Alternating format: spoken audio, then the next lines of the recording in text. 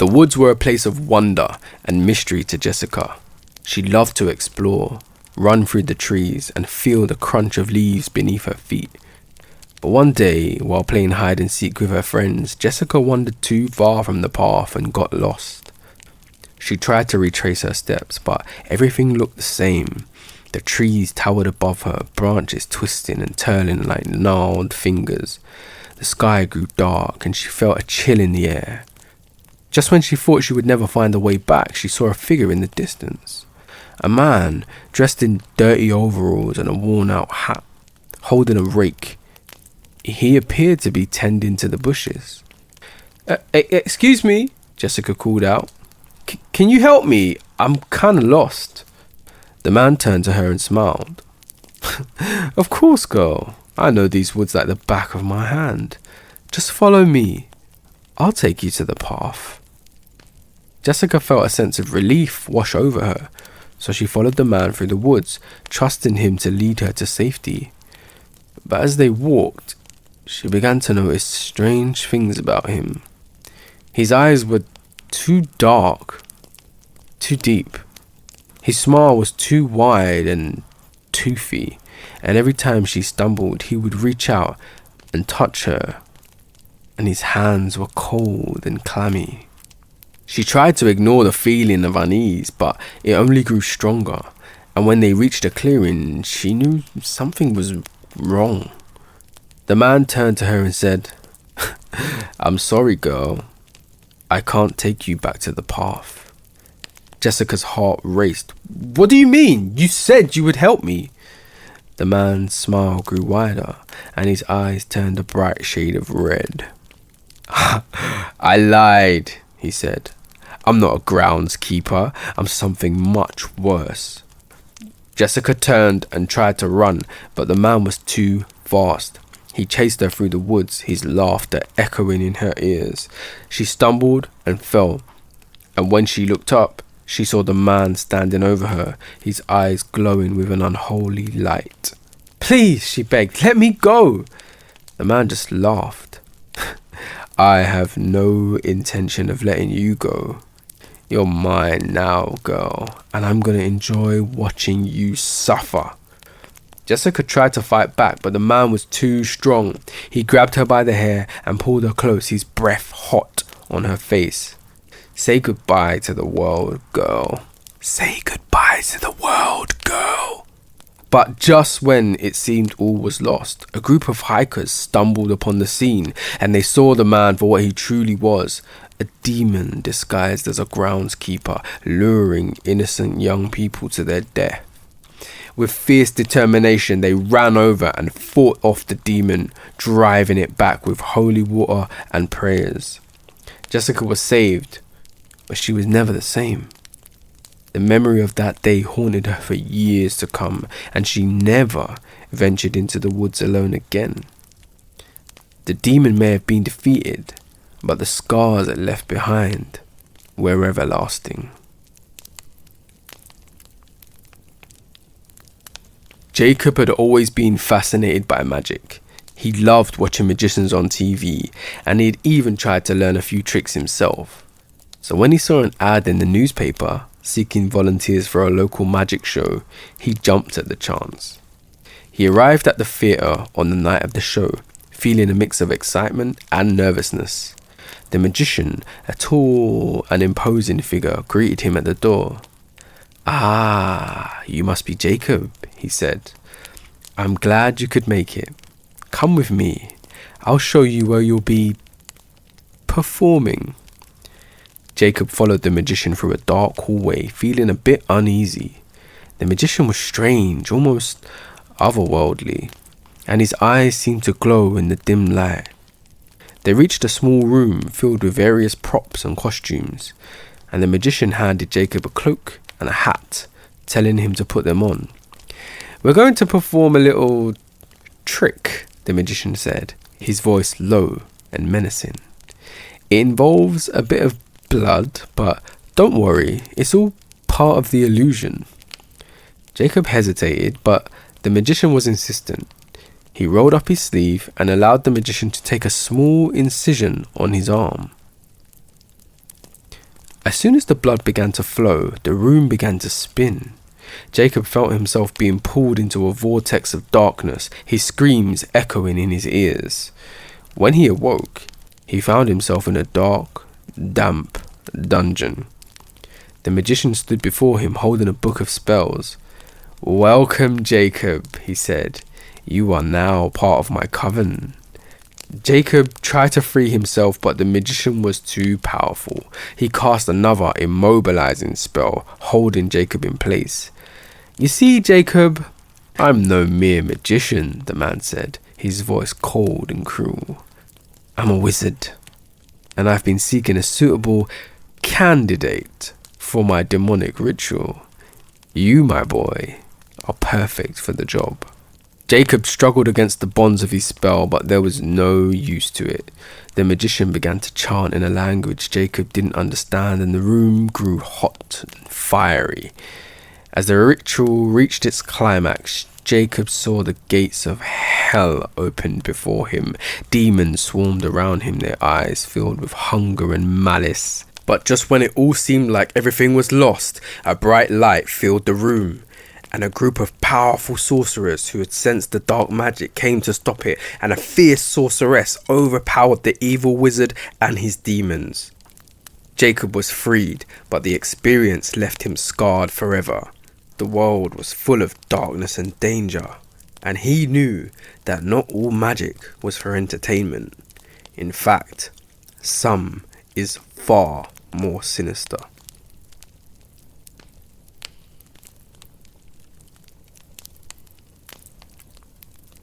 It was a typical afternoon at Miltown High School, and the halls were bustling with students eager to start their weekend.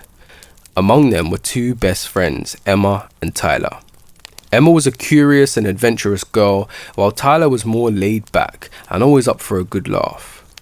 They'd been friends since childhood and were always looking for new adventures to embark on.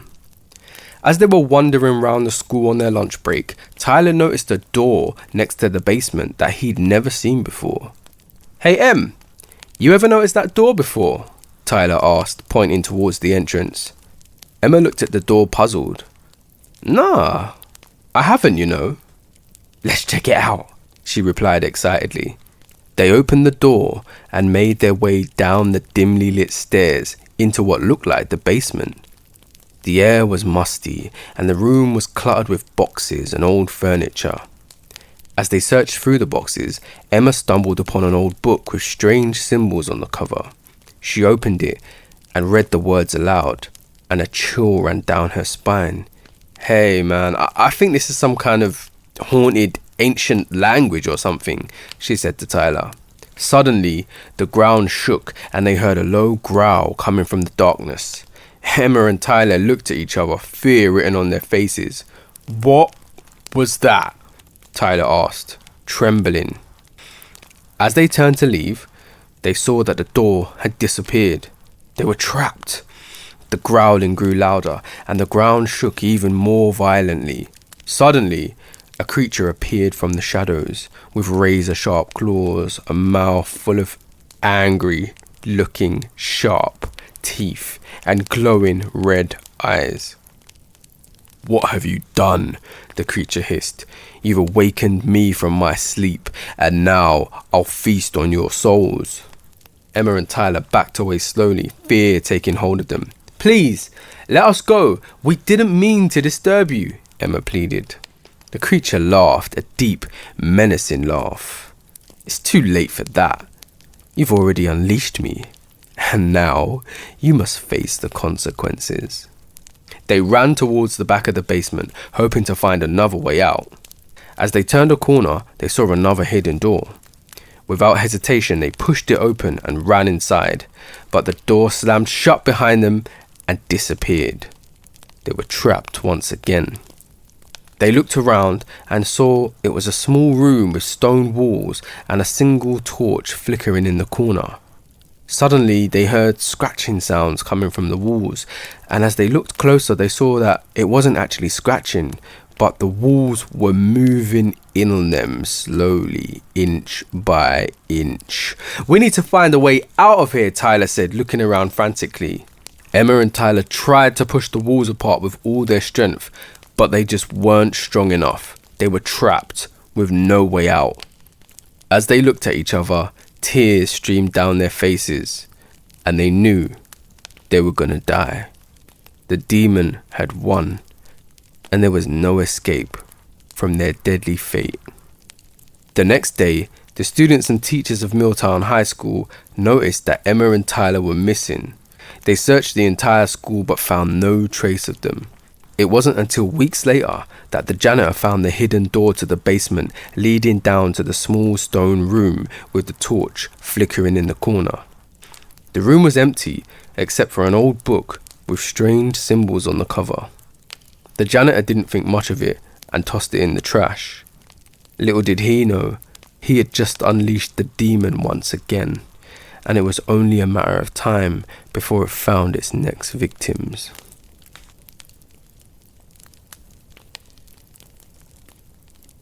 Jack was a young thief. He loved to steal anything and everything he could get his hands on. He was known for his cheeky smile and his smooth talking, which had gotten him out of trouble more times than he could count. But his luck was about to run out. One day, as Jack was sneaking into an arcade to steal some money from the machines, he stumbled upon an old, fat wizard who was watching him from the shadows. "You've got no respect for the property of others," the wizard said sternly. "I'm going to teach you a lesson that you won't soon forget." Before Jack could even react, the wizard cast a spell and he found himself trapped inside one of the arcade machines. He looked around, confused and scared. The lights were flashing and the sound of the machines was deafening, but there was no escape. "You'll stay in there until you learn to respect other people's property and apologize for your actions," the wizard's voice boomed through the speakers. Jack tried to break free from the machine, but it was no use. He was stuck. Hours turned to days, days to weeks, and Jack was starving and thirsty and was starting to lose hope. But he knew he had to apologize if he ever wanted to be free. "I'm sorry for what I've done," he shouted. "I should have respected the property of others." But the wizard was not satisfied. "You haven't learnt your lesson yet. You're going to stay in there for another week." And another week went by, and Jack was at the end of his rope. He apologized countless times, but the wizard was not satisfied. And just when he thought all hope was lost, he saw a glimmer of light coming from the machine next to him. "Hey, are you stuck in here too?" A young girl's voice. Jack looked through the small window and saw a girl around his age trapped in the machine next to him. "Yeah, I am. How long have you been in there?" he asked, surprised to find someone else in the same situation. "Only a few days. I snuck in here to play some games and the wizard trapped me," the girl replied. Jack and the girl talked for hours, sharing stories and trying to come up with a plan to escape, but every attempt failed, and they were starting to lose hope once again. As they were talking, the wizard's voice boomed through the speakers once again. "You've both learned your lesson. You may leave the machines now." Jack and the girl both looked at each other stunned. They'd finally been freed, and as they walked out of the arcade, they saw the old wizard standing there, waiting for them. "You have shown that you learnt your lesson, and for that, I will let you go," said the wizard. "But remember, respect other people's property, or you may find yourself trapped once again." Jack and the girl nodded, grateful for their freedom. As they walked away, they knew they would never forget the lesson they'd learned. And as for Jack, he realized that sometimes the consequences of his actions were much greater than he could imagine.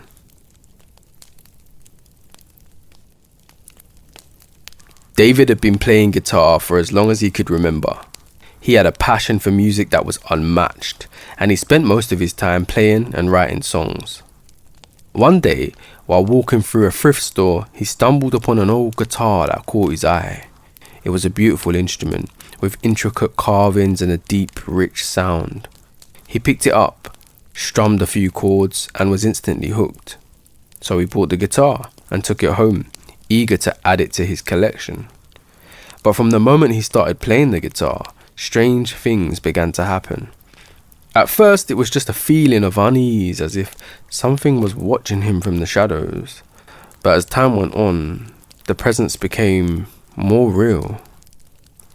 One night, while David was playing a new song on the guitar, he heard a voice whisper in his ear. "I've been waiting for you," it said. David jumped, startled by the voice, but when he turned around, there was no one there.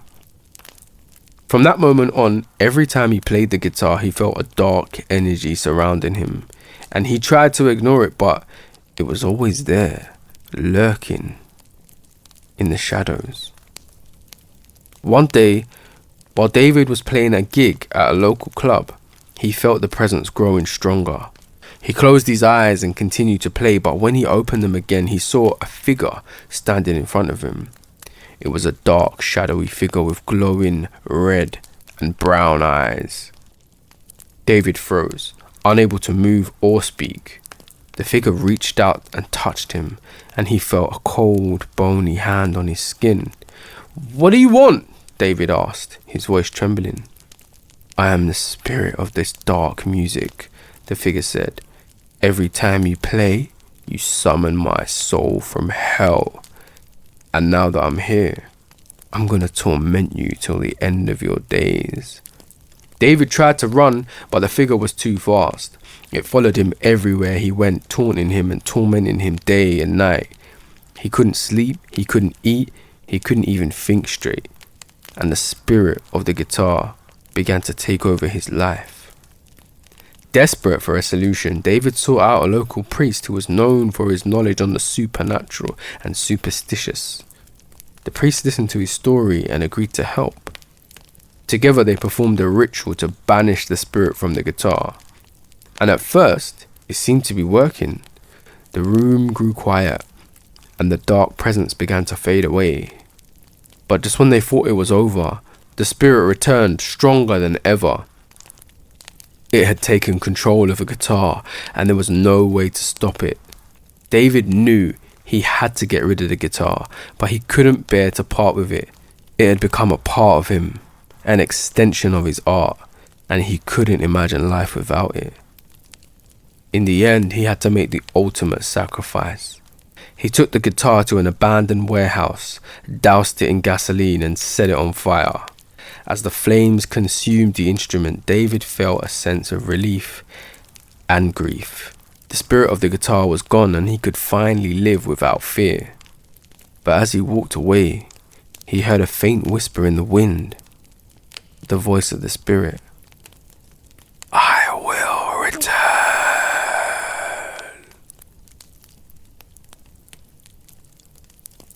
Emily and her younger brother Max were watching a movie in the living room when they heard some strange noises coming from next door. They glanced out of the window and saw their neighbours, the Johnsons, carrying several black sacks down into the basement. "What do you think they're doing?" Max asked, his voice barely above a whisper. "I don't know," Emily replied, "but it doesn't look good. Maybe we should investigate." Max hesitated, but Emily's curiosity had gotten the better of her. She grabbed a flashlight and grabbed Max and pulled him along to follow her. They quietly made their way to the Johnsons' house and snuck around the back. Emily peeked through a small window and gasped. The Johnsons were gathered around a coffin, which was open. In shock, Emily and Max watched as the Johnsons pulled out wooden stakes and began driving them into the chest of a pale, lifeless body. They were horrified to realize that their neighbours were vampires. The siblings froze in horror, unsure of what to do. Suddenly, one of the Johnsons maybe sensed them looking and saw them through the window. "Who's there?" he growled. Emily and Max turned and ran as fast as they could, but they could hear the Johnsons chasing after them. They raced back to their house and barricaded themselves inside. As the Johnsons tried to break down their door, Emily and Max huddled in a corner, tears streaming down their faces. They thought they were gonna die, but all of a sudden there was a screech outside and a group of vampire hunters jumped out of a van. Apparently, they'd been tracking the Johnsons for weeks, and this new wave of vampiric activity had alerted their radars. They let loose a barrage of stakes from crossbows and holy water from water pistols, spraying the vampires from every direction. The sounds of hissing and the smell of burning flesh raised into the air. Max and Emily could not believe their eyes, their ears, or their noses. Still trembling, they thanked the hunters, who shook their hands, wiped their tears, jumped in their vans, and drove away.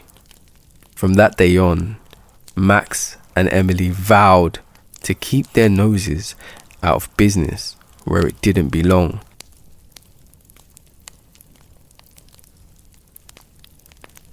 The Johnson family were in desperate need of a vacation. They were tired of the hustle and bustle of the city life and longed for a quiet escape to the countryside. So they searched for an affordable Airbnb and stumbled upon an old man offering a spacious farmhouse for a fraction of the cost of other rentals in the area. It seemed too good to be true, but the Johnsons couldn't resist the temptation. They packed their bags and set off for the countryside. When they arrived, they were greeted by an old man who introduced himself as Mr. Carter. He showed them around the farmhouse and even offered to give them a tour of the sprawling property. The Johnsons were delighted by the picturesque landscape and the quiet, tranquil atmosphere. They couldn't believe their luck in finding such a wonderful Airbnb for such a cheap price. But soon, things started to feel strange. They noticed an unusual amount of CCTV cameras installed throughout the house and around the property.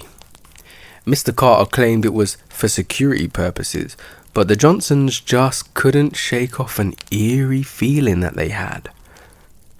As the days went by, the Johnsons began to feel drained and tired, despite always getting plenty of rest and sleep. The children were irritable and sluggish, and their once sunny dispositions had turned sour. They tried to brush it off as the effects of being away from home, but it wasn't until they stumbled upon a hidden room in the basement they realized the horrifying truth. The room was filled with screens showing live footage of their every move, and they were horrified to see Mr. Carter sitting in front of the screens, laughing maniacally. "What have you done to us?" Mrs. Johnson shouted at Mr. Carter, her voice shaking with anger and fear. Mr. Carter simply smiled and explained that he had been using the CCTV cameras to drain the life force from the Johnsons and make himself young again in the process. The Johnsons were trapped with no way to escape. Mr. Carter had drained them of their energy and was now ready to take their lives. But just when all hope seemed lost, they heard a loud banging on the door. It was the police responding to a tip-off about Mr. Carter's illegal surveillance operation. They arrested him and freed the Johnsons from his grasp. When they returned home, the Johnsons were never really the same again. They knew that evil lurked in the most unexpected places, and they couldn't shake the feeling that they were always being watched, and they would never forget the experience they had at Mr. Carter's Airbnb.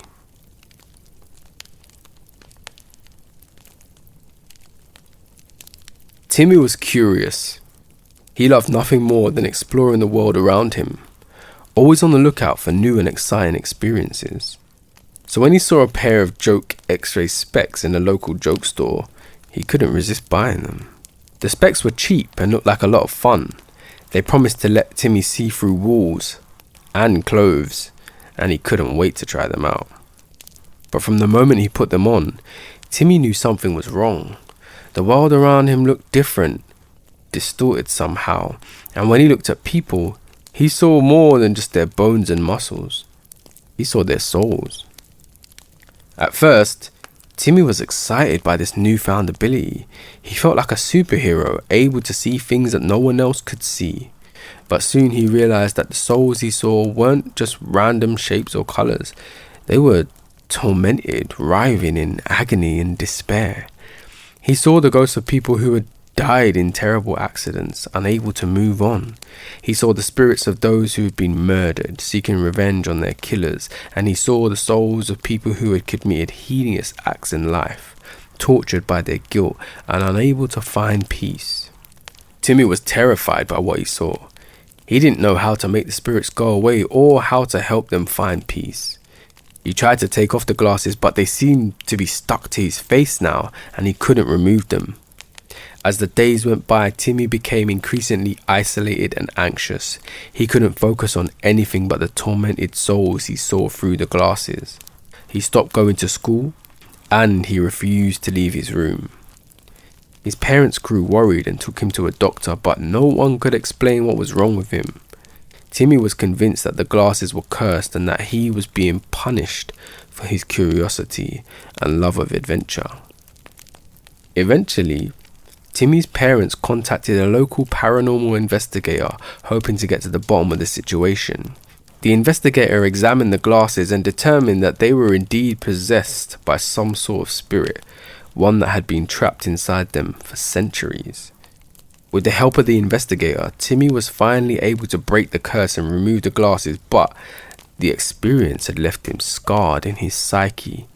He became withdrawn and fearful, haunted by the memories of the souls he'd seen. He knew he had meddled in things he shouldn't have, and he was paying a terrible price for his curiosity. Timmy learned that sometimes things that you think are harmless can have dark and terrifying consequences, and he vowed never to take anything for granted again. When Jack and Emmy decided to adopt a dog, they had no idea what they were getting into. They went down to a local dog's home and immediately fell in love with a cute little terrier mix. He was friendly, playful, and they knew he would be the perfect addition to their little family. But from the moment they brought him home, things started to go wrong. The dog, who they'd named Max, seemed to have an unnatural amount of energy. He would bark and growl at nothing, his eyes would turn red and his body would shake with fury. Jack and Emmy tried to chalk it up to excitement or nervousness, but they couldn't shake the feeling that something was wrong. One night when they were asleep, Max began to growl and bark uncontrollably. Jack and Emmy tried to calm him down, but he would not stop. Suddenly, Max's eyes turned black and his body began to convulse. He let out an unearthly howl and Emmy felt a cold hand grab her ankle from under the bed. She screamed and kicked, trying to get the hand off her, but it wouldn't let go. Jack tried to pull her away, but he too felt the icy grip of something he couldn't see. They both felt a cold presence in the room, and they knew that Max was not just a cute little dog, but a demon in disguise. From that night on, Jack and Emmy were tormented by Max. He would howl at the moon, scratch at their doors, and make strange noises in the middle of the night. They did try to get rid of him, but he always seemed to come back, stronger and more determined than ever. One night, they decided to take Max to a priest, hoping that he could exorcise the demon from the dog's body. But the priest only confirmed their worst fears. Max was not a dog, but a demon who had taken the form of a dog to torment them. The couple was desperate and scared, not knowing what to do. They tried to seek help from other friends and family, but no one seemed to be able to help them. They even tried to trap the demon in a circle of salt, but it only made him angrier. Eventually, Jack and Emily realized that they were the only ones who could defeat the demon. They knew that they had to face their fears and confront the evil that was possessing their beloved pet. They spent days researching, preparing, gathering weapons and tools that they hoped would help them in their fight. And they waited until nightfall, when the demon was at its strongest, and they finally confronted it. It was a long battle, but in the end, Jack and Emmy emerged victorious, banishing the demon back to hell, and Max was finally just a regular dog again. They knew that the demon could come back at any time though, and they had to live in fear with that knowledge, waiting for that day when the demon would return.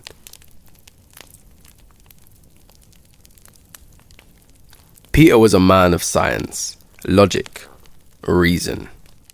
He never believed in things like curses, bad luck, or magic. But there was this one time when he went to the fun fair. And as he walked around the various attractions, he came across a strange looking tent that caught his attention.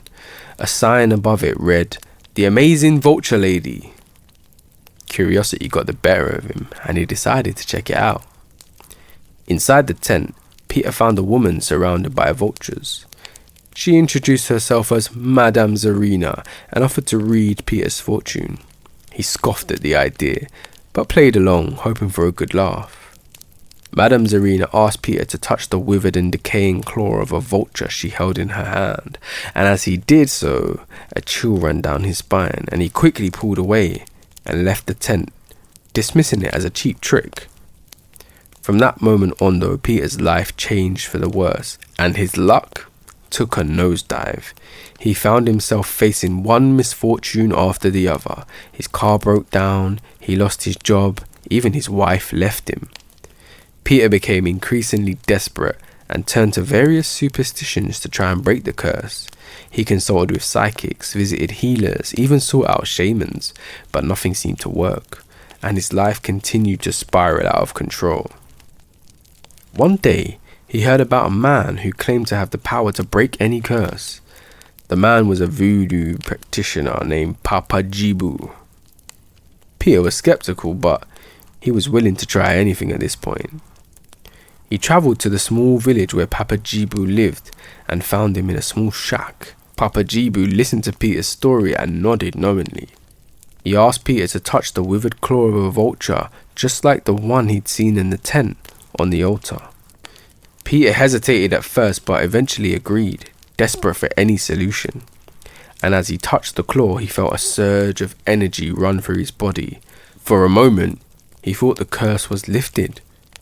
But then he heard a sinister laugh and saw the ghostly image of Madame Zarina and her vultures appear before him, taunting him, telling him that he was now bound to them forever. Peter realized he'd been tricked again, only the curse was worse this time. He tried to flee, but it was too late. The curse had taken full hold and he was doomed to a life of endless misfortune. And wherever he went, he could feel the presence of Madame Zarina and her vultures watching him, waiting for the next opportunity to strike. From that day on, Peter lived in fear and desperation, never knowing when the next disaster would strike. The curse of the vulture's claw had claimed another victim, and Peter was forever trapped in its grasp.